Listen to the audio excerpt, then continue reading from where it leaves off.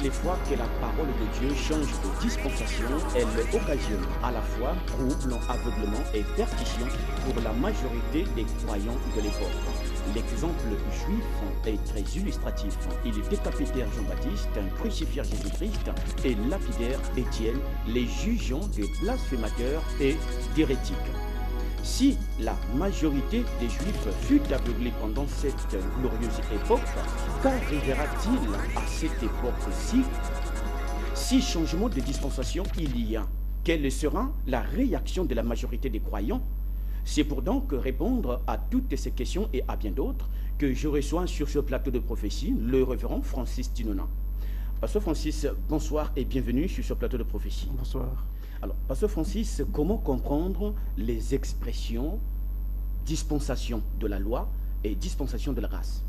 Ce mot nous renvoie à une période au cours de laquelle donc une action de Dieu devait s'accomplir. Alors nous avons dans la Bible une première partie appelée la période de la loi et une seconde partie appelée la période de la grâce. Ces différentes périodes forment donc ce qu'on appelle d'un côté la dispensation de la loi et de l'autre côté la dispensation de la grâce. On peut encore dire tout simplement le temps de la loi et le temps de la grâce. Donc le temps au cours duquel c'était la loi qui primait, c'était la loi qui prévalait, et ensuite le temps au cours duquel c'est la grâce maintenant qui prévaut. À quel moment la grâce se substitue à la loi? La grâce vient prendre la place de la loi, particulièrement à partir de la croix. Parce que la Bible dit que la loi a donc fait son cours tout le long de l'Ancien Testament jusqu'à ce qu'on arrive au Nouveau Testament, mais particulièrement au début du Nouveau Testament, et pour être encore un peu plus exact, à la croix de Golgotha quand Christ meurt. Parce que quand Christ vient sur la terre, il devait venir selon la loi. Il devait naître selon la loi. Il devait être circoncis le 8e jour selon la loi. Et à cette occasion, à l'occasion de sa circoncision, on devait offrir donc les offrandes prescrites par la loi. Ainsi de suite. Donc, il est venu selon la loi et devait tout faire selon la loi jusqu'à ce que finalement il meure à la croix. Quand il meurt à la croix, la loi trouve son accomplissement. Parce que toute la loi résidait dans le fait... Christ clôture la loi. Exactement. Toute la loi résidait dans le fait que le péché devait être expié par un sacrifice. Et maintenant, les sacrifices animaux de l'Ancien Testament étaient complètement insuffisants et Dieu a donc établi un sacrifice parfait en la personne de Jésus-Christ. Et donc quand il vient sur terre, il meurt à la croix de Golgotha, il devient alors pour nous le sacrifice parfait. Jésus-Christ n'était pas encore le sacrifice parfait avant d'avoir été sur la croix de Golgotha. Mais quand il est monté sur le bois du calvaire et qu'il est mort là, c'est à ce moment-là qu'il est devenu le sacrifice parfait pour nous. Et c'est aussi en ce moment-là que la loi prend fin et que s'ouvre la dispensation de la grâce, sinon le temps de la grâce, si vous voulez encore l'ère de la grâce. Est-ce que ce changement donne lieu à une abolition totale de la loi et donc considérer le Nouveau Testament avec lequel il faut marcher? Non, ça ne donne pas lieu à une abolition totale de la loi, étant entendu que d'ailleurs le Nouveau Testament lui-même prend appui sur la loi, mais ça fait tout simplement que nous changeons d'ère, nous changeons de dispensation, nous changeons de temps. Maintenant, ça ne sera plus par la loi qu'on va être sauvé ou déclaré sauvé, ce sera maintenant par la grâce. En d'autres termes, sous la loi était sauvé celui qui obéissait au commandement et donc qui gardait ainsi la foi en Jéhovah. Mais sous la grâce, est sauvé celui qui croit en Jésus-Christ et en l'œuvre qu'il a accomplie pour chacun de nous sur le bois du calvaire. Voilà ce qui change en fait. Mais d'ailleurs, Jésus-Christ dit lui-même dans Matthieu chapitre 5 qu'il n'est pas venu pour abolir la loi, mais il est venu pour accomplir la loi. Et entendez aussi, il ajoute qu'il est venu pour magnifier la loi, la rendre encore plus grande, plus forte, plus exacte. En ce sens que il est lui-même l'accomplissement de la loi. Donc ce que la loi disait dans l'ombre, ce que la loi disait au figuré, Jésus-Christ vient en être la réalité, l'exactitude. Pourtant, il n'est pas rare d'entendre dans certaines églises certains pasteurs qui disent la loi est finie, donc les commandements de l'Ancien Testament c'en est fini et qu'il faut marcher, l'Église devait marcher avec le Nouveau Testament. On ne sait pas dans le fond qu'est-ce qu'il faut considérer et qu'est-ce qu'il ne faut pas considérer. Rendons la chose un peu plus claire. Quand nous parlons de la dispensation de la loi ou du temps de la loi, c'est donc le temps au cours duquel c'est la loi qui prévalait, et donc toute grâce ou bien toute approbation de Dieu devait être obtenue par l'obéissance ou la conformité aux lois établies dans l'Ancien Testament. Alors que dans le Nouveau Testament, nous ne recherchons plus l'approbation de Dieu par une quelconque obéissance aux lois, mais nous recherchons l'approbation de Dieu par la foi dans l'œuvre de Golgotha. C'est là toute la différence. Mais et pourtant, quand nous disons que nous mettons notre foi dans l'œuvre de Golgotha, cela n'annule pas la loi dans la mesure où cette foi dans l'œuvre de Golgotha nous aide à vivre la loi que nous n'arrivions pas à vivre par nous-mêmes hier avant que la grâce ne fasse son apparition.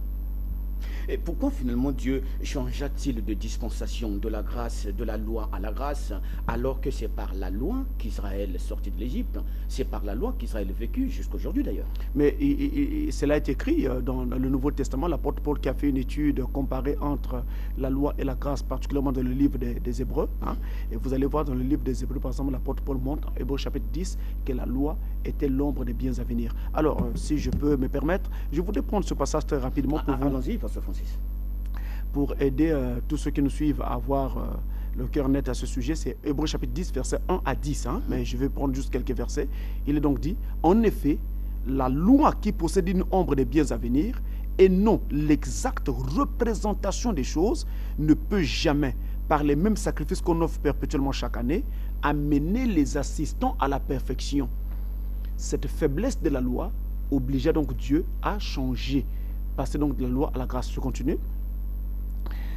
Autrement, n'aurait-on pas cessé de les offrir parce que ceux qui rendent ce culte, étant une fois purifiés, n'auraient plus eu aucune conscience de leurs péchés. Mais le souvenir des péchés est renouvelé chaque année par ces sacrifices, car il est impossible que le sang des taureaux et des boucs ôte les péchés. Pourquoi? Parce que c'était un sang animal. L'animal est inférieur à l'homme. La vie de l'animal est aussi inférieure à celle de l'homme. Donc, le sang animal ne pouvait donc pas ôter le péché de l'homme. La vie de l'animal ne pouvait pas revenir sur l'homme. C'était ça le problème. C'est pourquoi Christ, entrant dans le monde, dit, tu n'as voulu ni sacrifice ni offrande, mais tu m'as formé un corps. Tu n'as agréé ni holocauste ni sacrifice pour le péché. Alors j'ai dit, voici, je viens. Dans le rouleau du livre, il est question de moi. Dans toute la Bible, il est question de moi. Pour faire, ô Dieu, ta volonté. Après avoir dit d'abord, tu n'as voulu et tu n'as agréé ni sacrifice ni offrande, ni holocauste ni sacrifice pour le péché, c'est qu'on offre selon la loi. Il est dit ensuite, voici, je viens pour faire ta volonté. Il abolit ainsi la première chose pour établir la seconde. C'est en vertu, je suis au verset 10 à présent, c'est en vertu de cette volonté que nous sommes sanctifiés par l'offrande du corps de Jésus une fois pour toutes. Alors vous voyez, j'étais obligé d'arriver jusqu'au verset 10, mais c'est pour montrer que ce sont ces insuffisances de la loi qui ont fait que Dieu soit obligé de passer à la grâce. C'est vrai. Soulignons d'abord cela. Mais ensuite, nous verrons que, en réalité, c'était prévu d'avance, avant la fondation du monde, que Dieu devait commencer par la loi pour ensuite passer par la grâce. Passer à la grâce plutôt. Alors, quelles étaient donc ces insuffisances? Il y avait que, quand quelqu'un avait péché, la loi prévoyait que son péché soit expié par l'offrande, le sacrifice d'un animal. Mais il se trouve que la vie de l'animal étant inférieure à celle de l'homme, donc cette vie ne pouvait pas revenir sur l'homme après que son sang ait été offert. Il fallait une vie qui soit au-dessus de celle de l'humain pour faire en sorte que le péché de l'humain soit ôté et que cette vie-là revienne ensuite dans l'homme. Au départ, avec les animaux, le sang animal ne faisait que couvrir le péché. C'est ce qui fait que la conscience du péché n'était pas ôtée de l'adorateur, il était encore présent dans l'adorateur.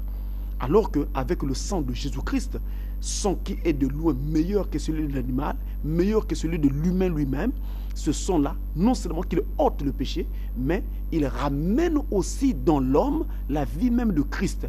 Et de surcroît, il enlève la conscience même du péché. Ce qui fait que le désir du péché disparaît. Il enlève cette racine même du mal. C'est ça toute la différence. Et c'est la raison pour laquelle il fallait que nous passions de la loi à la grâce. C'était établi. Mais c'était aussi prédestiné. Pourquoi c'était prédestiné?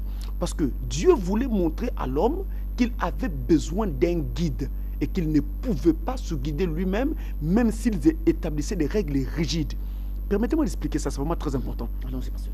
Même s'il établissait des règles rigides pour pouvoir les observer. Il ne pouvait pas se conduire lui-même.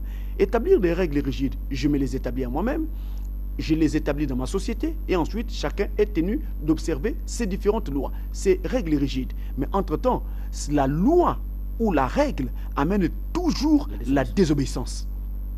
Ce qui fait que, face à cette désobéissance-là, nous n'aurons jamais la perfection. Alors, Dieu a voulu laisser l'homme devant ses règles, devant ses lois, pour lui montrer que tu ne pourras jamais te guider toi-même. Même si tu établissais des règles rigides que tu dois observer toi et tous ceux qui partagent la société avec toi. Mais vous ne pourrez jamais vous guider vous-même. Vous avez besoin d'un guide. Alors, il a laissé la loi pour amener l'homme en face de son échec, pour ensuite amener l'agneau de Dieu qui est Christ, qui devait donc nous apporter la grâce afin que nous soyons guidés. C'est pourquoi l'apôtre Paul dit dans Galates chapitre 2 verset 20, ce n'est plus moi qui vis, mais c'est Christ qui vit en moi. Je reviendrai, pasteur Francis, mais pour défendre donc leur foi, les Juifs, leur foi en Jéhovah, les Juifs décapitèrent Jean-Baptiste, crucifièrent Jésus-Christ et lapidèrent Étienne, les jugeant de blasphémateurs et d'hérétiques.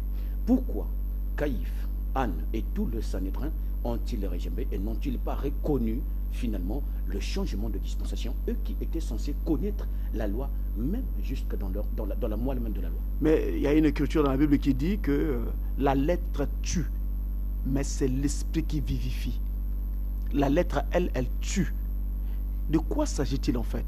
Il s'agit simplement de comprendre que même si vous suivez les ordonnances bibliques à la lettre, mais si vous n'en avez pas l'esprit, eh bien, vous allez vous égarer. Vous manquerez le but fixé par l'esprit. La lettre tue. Ils observaient les choses par la lettre. Ils observaient les choses de façon extérieure, de façon charnelle, de façon physique. L'adoration juive elle-même, elle était déjà charnelle. Elle était physique, justement. Elle était physique, pasteur. Mais là, à l'époque du Nouveau Testament, où régnait encore la loi, naturellement avec les pharisiens et autres, en tout cas, ils étaient même loin de l'esprit de la loi tel que cela était observé par Moïse à l'époque. Ils étaient devenus traditionnels. N'oubliez pas que le Talmud était déjà en train de voir le jour, donc les traditions orales et autres qui venaient se greffer à la loi, et ça dénaturait déjà la loi elle-même et commençait à changer les choses. C'est pourquoi d'ailleurs Jésus-Christ les reprendra en leur disant: vous avez rendu ma parole sans effet à cause de votre tradition, dans Matthieu chapitre 15. De quelle tradition parlait-il? Eh bien, c'était justement la tradition orale des pères juifs qui essayaient d'expliquer et de traduire la loi pour leurs descendants. Ces traditions avaient été recueillies et notées. Ce sont donc ces traditions-là qui vont constituer plus tard ce qu'on va appeler le Talmud. Voyez-vous? Donc c'était cela le problème. Ils étaient trop extérieurs, ils étaient déjà éloignés de l'esprit. C'est l'esprit qui doit vivifier la lettre. Est-ce que de Jésus-Christ à nos jours, la loi ou la parole de Dieu a-t-elle changé de dispensation? Parce qu'il faut reconnaître, Reverend Francis, que vous ne prêchez pas le même évangile que, je dirais, pour être plus proche, Martin Luther. Je voudrais vous montrer quelque chose. Ou même Jérôme de Savonarole au XVe siècle. Je prends Apocalypse chapitre 1, je commence au verset 16. Ensuite, je vais prendre le verset 20. Il est dit: il avait dans sa main droite 7 étoiles. De sa bouche sortait une épée aiguë à 2 tranchants, et son visage était comme le soleil lorsqu'il brille dans sa force. Qui avait ces 7 étoiles dans sa main droite? Christ. 7 étoiles dans sa main droite. Je continue, je vais au verset 20. Le mystère des 7 étoiles que tu as vues dans ma main droite et des 7 chandeliers d'or. Les 7 étoiles sont les anges des 7 églises, et les 7 chandeliers sont les 7 églises. Ici, il est donc clair que nous avons 7 âges de l'église, 7 périodes par lesquelles passe l'église du Christ. On va donc dire, si vous le voulez, 7 dispensations, en parlant des âges de l'église. Donc, chaque âge représentant un temps particulier, une dispensation donc. Et une dispensation, et dans cet âge-là, on avait un messager, on avait un peuple dans lequel il y avait le peuple de Dieu, sans compter le reste, ceux qui ne faisaient pas partie des élus de cette époque-là. Et il y avait aussi une civilisation, une façon de prendre aussi la religion de cette époque-là. Il y avait tout un tas de choses. Et donc, ces réalités-là n'étaient pas les mêmes dans l'âge suivant. Et dans le 3e, on était encore loin de ces précédentes réalités. Et quand on arrive au 7e âge, nous sommes encore beaucoup plus loin des premières réalités connues par les premiers pères qui ont vécu donc dans le premier âge, qui est l'âge de l'église d'Éphèse. Compte tenu de ces aspects-là, Dieu devait donc faire en sorte que dans chaque âge, qu'il y ait un message apporté par un messager pour un peuple bien particulier, le peuple de cet âge-là. Et comme chaque âge avait ses propres réalités, chaque âge devait donc avoir son propre message. Et quand on passait à l'âge suivant, et donc au message suivant, pour le peuple suivant, ce message-là semblait trancher avec le message précédent. Ce qui fait que ça créait comme un choc. Il y avait un changement de dispensation. Et ce changement de dispensation était souvent mal vécu par les gens de l'âge premier, de l'âge précédent, mais qui se retrouvaient dans l'âge suivant. Ils avaient tendance à se cramponner au rudiment du premier âge et à dire donc à ceux de l'âge suivant que ce qu'on vous prêche ici maintenant, ce n'est pas la parole, c'est contraire aux voies de l'esprit, ce n'est pas cela que nous devons suivre. Il y avait toujours un choc de ce genre. Pour illustrer parfaitement ce choc, c'est l'exemple que vous venez de prendre avec l'époque de Jésus. Quand Jésus-Christ arrive, il trouve des gens, les pères pharisiens, qui faisaient quoi? Qui annonçaient donc la loi de Moïse. Mais regardez la distance dans le temps. À quelle époque Moïse a-t-il vécu? Moïse a vécu autour de moins 1200 et quelques.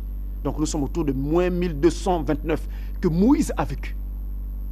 Donc nous sommes très très très loin dans le temps. Mais voilà que à l'époque où nous sommes, à l'époque de Jésus, nous sommes autour de l'an 30 après Christ.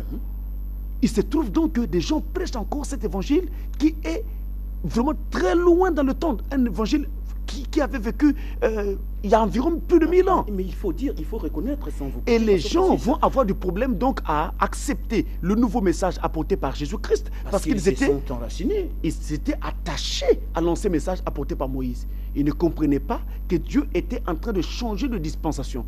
Et donc, en changeant de dispensation, il changeait aussi d'évangile, il changeait aussi de messager, et il changeait également de façon de faire. C'était cela, la profondeur de la chose. S'il fallait accepter cette nouvelle façon de faire, comment le peuple s'apercevrait-il qu'il y a eu changement? C'est ça le problème. Alors, c'est ça le problème. Le principe ici... Voyez-vous, depuis ce temps-là, des siècles durant, le peuple juif est resté dans le judaïsme. Ils sont nés dans ce judaïsme. Qu'est-ce qui montrait qu'il y avait là changement? Le principe ici, c'est la prophétie elle-même. Moïse, le premier, lorsqu'il a travaillé, il annonce, dans Deutéronome chapitre 18, versets 15 à 22, « L'Éternel, votre Dieu, vous suscitera parmi vos frères un prophète comme moi, vous l'écouterez. » Ça, c'est Moïse lui-même qui annonce. Donc, il sait qu'il va quitter la scène et il annonce la venue d'un autre qui fera exactement comme lui. Il annonce la venue du Christ. Et Moïse pose certains actes qui étaient pour le bien d'Israël, mais qui étaient aussi des actes prophétiques. Par exemple, lorsque Israël est mordu par les serpents brûlants, nous sommes dans Nombre chapitre 21. Alors Dieu dit à Moïse, élève un serpent d'airain. Et il se trouvera que quiconque a été mordu par un serpent et qui regardera ce serpent sera donc guéri. Mais il annonce quoi? Il annonce ce qui se passera sur le bord du calvaire, à Golgotha. Et c'est pourquoi quand Christ arrive, dans Jean chapitre 3, au verset 14, il dit, de même que Moïse éleva le serpent dans le désert, il faut que le Fils de l'homme soit élevé. Voyez-vous, donc la prophétie elle-même assure donc les ponts entre les dispensations. Les prophéties annonçaient les passages aux différentes dispensations. Un âge annonce un autre âge. Une dispensation annonce une autre dispensation. C'est comme ça que Dieu a toujours travaillé. Donc les peuples qui vivent dans une dispensation donnée, comme celle dans laquelle nous sommes maintenant, sont censés regarder aux promesses et aux prophéties bibliques pour savoir qu'est-ce que la Bible avait dit touchant notre temps, touchant notre génération, afin de ne pas manquer le jour et son message. Le 31 octobre 1517, Martin Luther expose sur les portes de l'église Wittenberg ses 95 thèses. Quelle fut la réaction de l'Europe chrétienne de l'époque? L'Europe chrétienne de l'époque était aussi en même temps influencée par la politique de ce temps-là. Il y avait donc des conflits entre nations, entre royaumes, comme ça a toujours été le cas de l'histoire. Il faut rappeler que les États étaient régis beaucoup plus par la religion. C'est vrai, mais il y avait aussi l'influence de la politique et puis l'influence de certains royaumes ou nations sur d'autres. Il y avait tout ça. Il y avait aussi, vous faites bien de le souligner, la même mise de l'Église sur les gouvernements. Donc sur la politique. Sur la politique. Ce qui fait que il y avait donc un double conflit. Un conflit religieux et un conflit politique. Mais il y avait aussi un conflit entre la religion et la politique. Ce qui fait que les gouvernants qui voulaient s'extraire de la domination de l'Église de l'époque va donc soutenir Martin Luther. Ce qui fut par exemple le cas de l'empereur Charles Quint de Germanie qui va accepter de garder Martin Luther chez lui. Sous son toit. Et profitons ici de cette occasion-là pour rompre avec l'Église afin de pouvoir vivre sa politique beaucoup plus librement. Voyez-vous, donc il y a eu des réactions mitigées de ce genre. Donc toute l'Europe chrétienne n'a pas accepté la réforme luthérienne. L'Europe chrétienne, dans sa grande majorité, est restée attachée à la mère Église. Mais entre-temps, quelques nations comme la Germanie de l'époque va donc accepter de rompre avec l'Église pour se tourner vers, enfin, tracer sa propre voie. Et donc, ils ont profité de cette occasion pour soutenir Martin Luther, se débarrasser de la tutelle de l'Église en quelque sorte. Voilà donc en fait ce qui s'est passé en ce temps-là. Les réactions étaient vraiment mitigées. Alors, quelle fut la donne, je dirais, religieuse de l'époque? Elle était dominée par quoi? Mais on avait ici nous sommes dans cette émission, Révérend Francis, dans cette émission prophétie, il faut à la fois exhumer l'histoire pour informer les gens. Ouais, sinon je veux bien, on mais ne saura pas je veux bien. Alors on va le dire. Saura pas vivre la foi chrétienne. On va le dire avec d'une façon un peu plus modérée, en fait, d'une façon. Je vous le conseille. On le prenait un peu avec les pincettes. Je vous le conseille. On avait donc en ce moment-là l'Église catholique qui avait une grande domination sur les nations de l'époque. Donc on va dire l'Église de Rome qui avait une grande domination sur les nations de l'époque, mais de l'autre côté, il y avait aussi l'Église anglicane qui, elle, dominait particulièrement sur l'Empire britannique. Donc l'influence qu'avait l'Église anglicane en Grande-Bretagne était était semblable à celle qu'avait l'Église de Rome sur les différentes autres nations. L'Église de Rome, par exemple, avait une grande mainmise sur la France. Et on avait également une mainmise importante de cette église-là sur l'Empire de Germanie et sur beaucoup d'autres États européens de l'époque. Et même l'Italie. L'Italie également avait également une grande influence de cette église de Rome.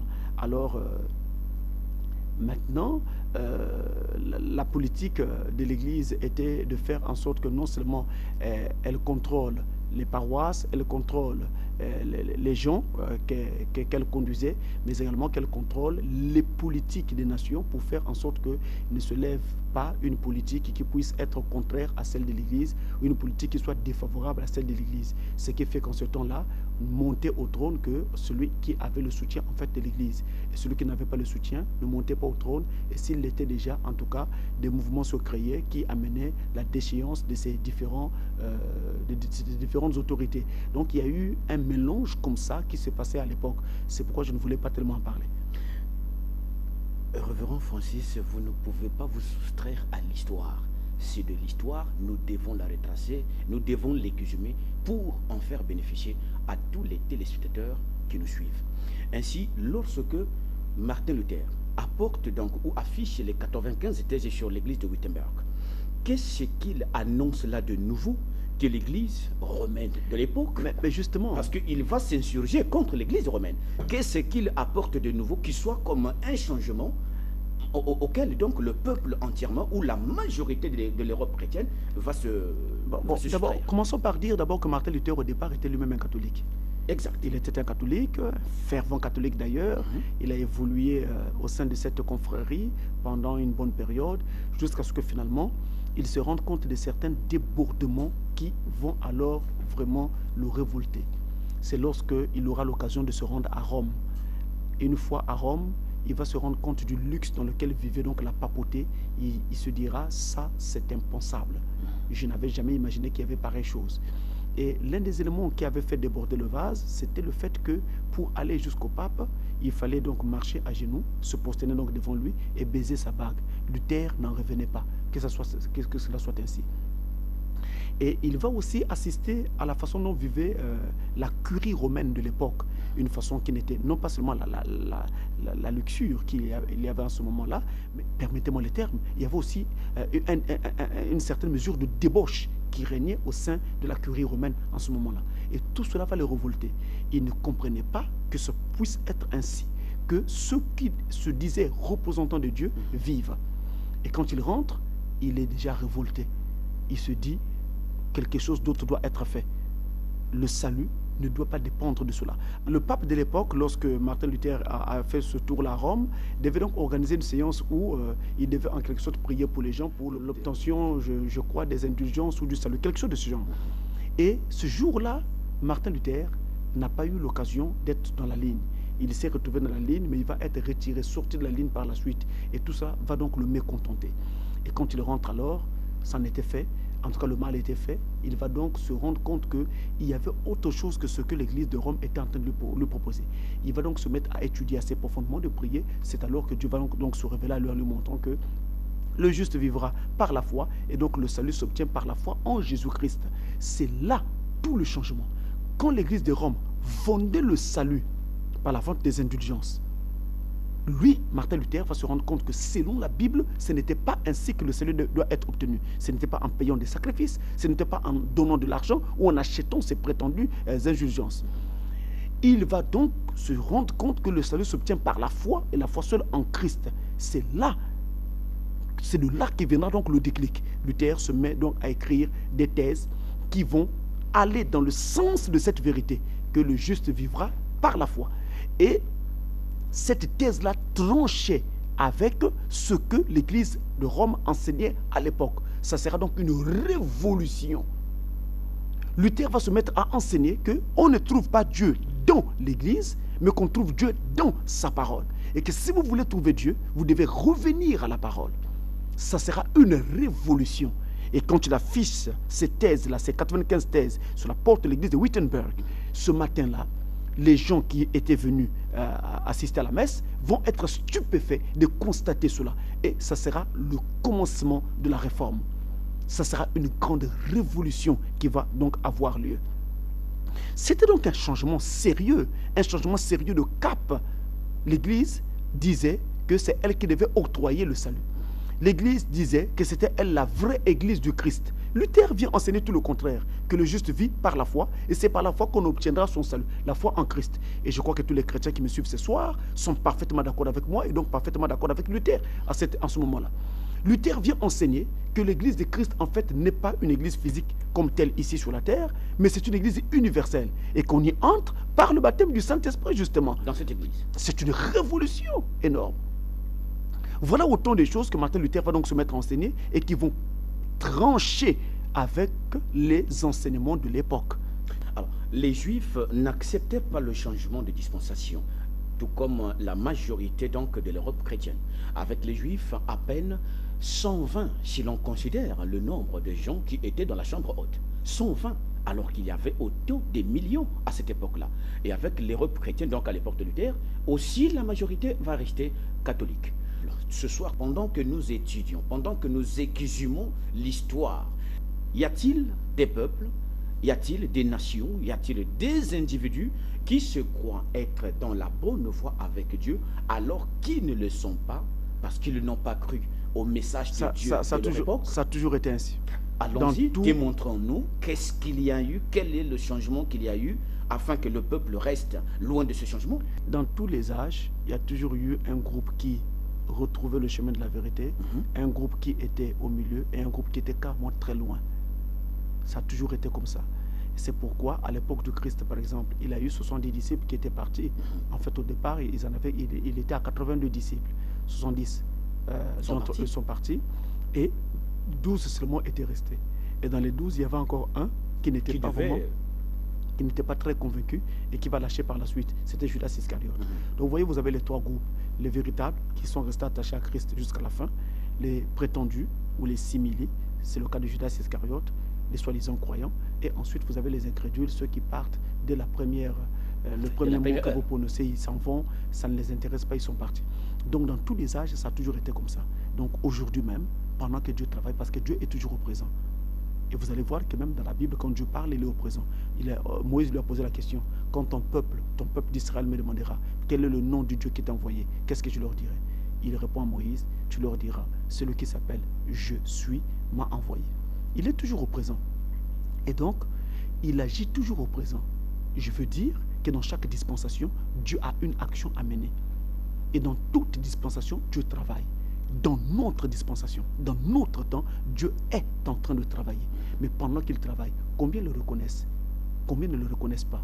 Lesquels ont retrouvé le jour et son message? Parce que justement, reconnaître Dieu dans votre génération signifie retrouver dans quel jour vous vivez et retrouver, selon les prophéties bibliques, quelle est la promesse qui devait s'accomplir dans votre époque. C'est ça qu'on appelle reconnaître Dieu dans le temps dans lequel vous vivez. Et donc, si dans votre temps ou dans le temps dans lequel nous sommes en train de vivre, vous n'avez jamais compris dans quel jour vous vivez et vous ne connaissez pas qu'est-ce que Dieu était censé faire en ce temps dans lequel nous sommes en train de vivre, vous avez déjà raté tout dès le départ. Vous savez qu'il y a longtemps que nous avons prié dans les églises. Pendant tout ce temps, quand nous étions dans les dénominations, prions ici et là, nous ne savions même pas qu'il y avait 7 âges de l'église. Nous ne le savions même pas.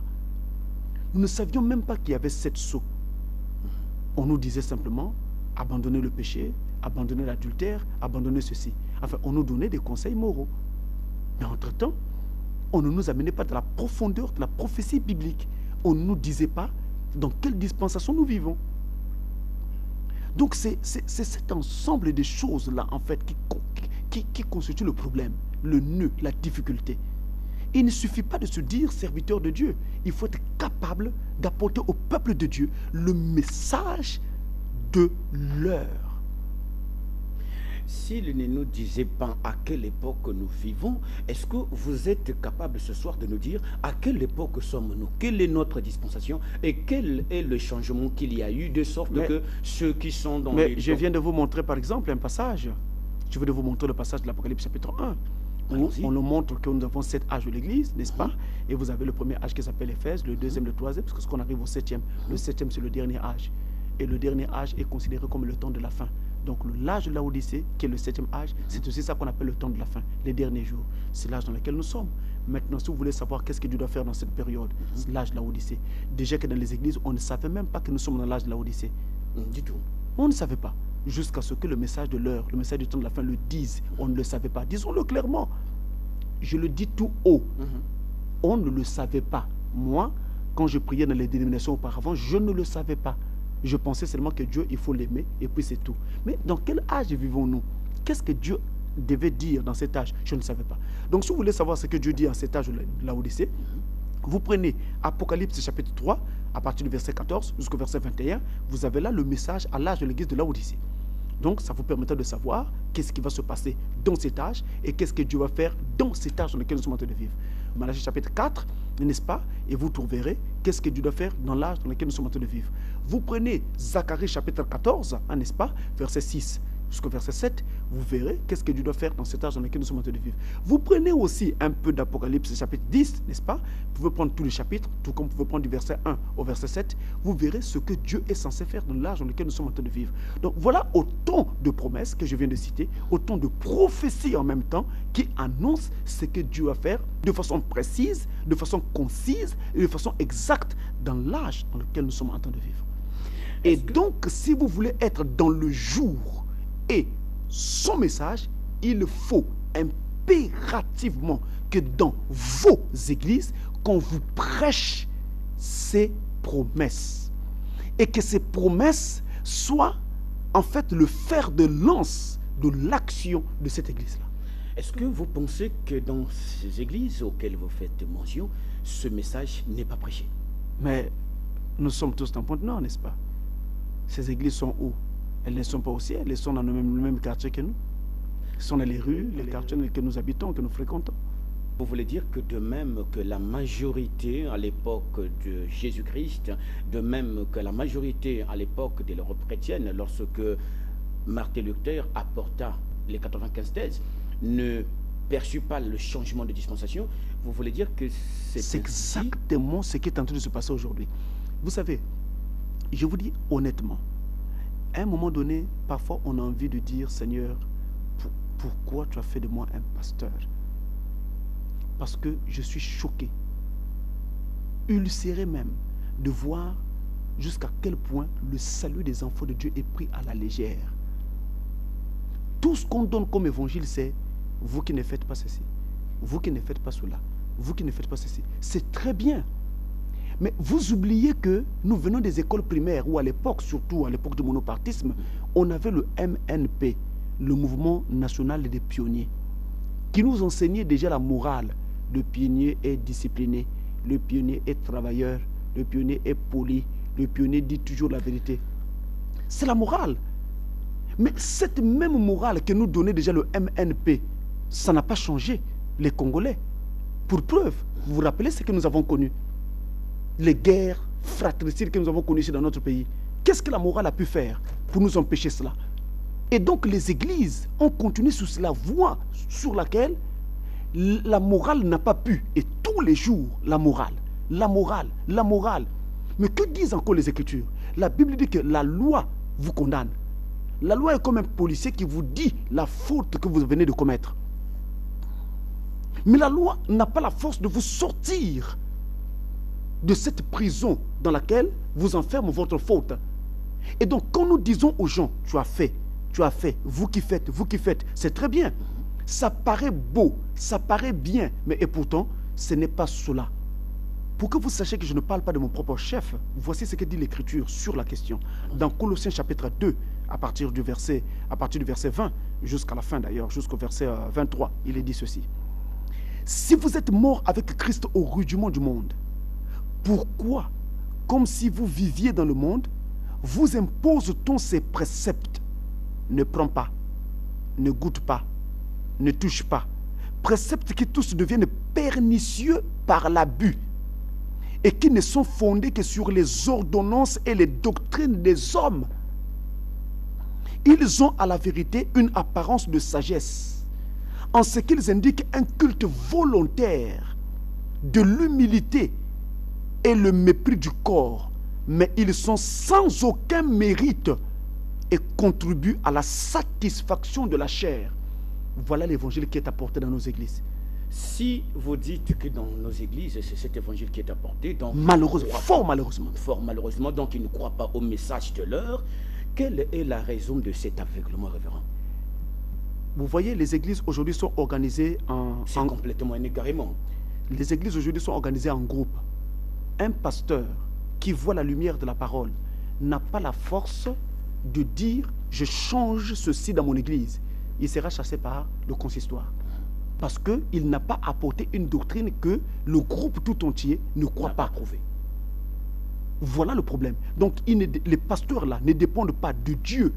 Ils dépendent d'une hiérarchie qui doit sanctionner et qui doit censurer ce qu'ils doivent apporter aux enfants de Dieu. Révérend Francis, s'il vous plaît, lorsque Jésus s'en va, il laisse la clé de l'église de Jérusalem à Pierre. Et donc, d'abord, il y a eu même contradiction entre Pierre et Paul, dans la mesure où Paul semblait enseigner quelque chose que les autres n'appréciaient pas. Quand Jésus-Christ est parti, vous dites bien qu'il laisse les clés de l'église à un individu. Donc Dieu veut traiter avec un individu. Dieu ne veut pas traiter avec des groupes. Et de tout temps, Dieu a toujours traité avec les individus. Il voulait sortir Israël d'Égypte. Il n'a pas pris tout le groupe en disant, allez, sortez. Non, il a pris un homme, Moïse. Il a mis dans cet homme ses paroles. Et ensuite, cet homme est allé faire le travail pour Dieu et le peuple est sorti de l'esclavage. C'est la façon de travailler de Dieu. Donc, quand le groupe empêche le prédicateur d'enseigner librement la parole, pleinement la parole, ça devient un problème. Voilà ce que nous avons. C'est que nos églises se sont organisées et se sont éloignées de la parole de Dieu en s'organisant, en devenant des groupes avec des hiérarchies. Et nous avons des pasteurs qui sont là comme des salariés. Ils sont payés.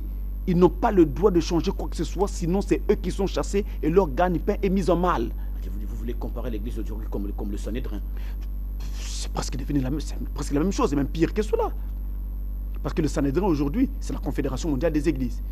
Mais à côté, on a d'abord des gens qui sont dans des églises, qui travaillent dans des églises, mais qui n'ont pas la possibilité de dire au peuple ce que Dieu leur dit directement.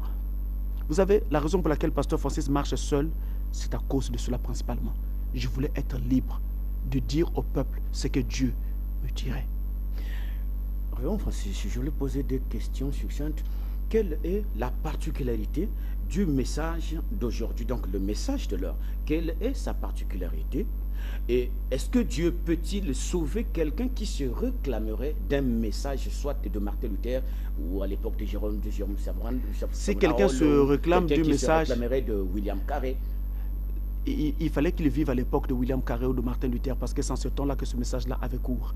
Aujourd'hui, Dieu travaille avec un autre peuple, et donc nous sommes dans une autre dispensation. Il fallait donc un message différent de celui de William Carey, de Martin Luther. Quelle est la particularité de ce message? C'est que Jésus avait dit, vous entendrez la vérité et la vérité vous affranchira.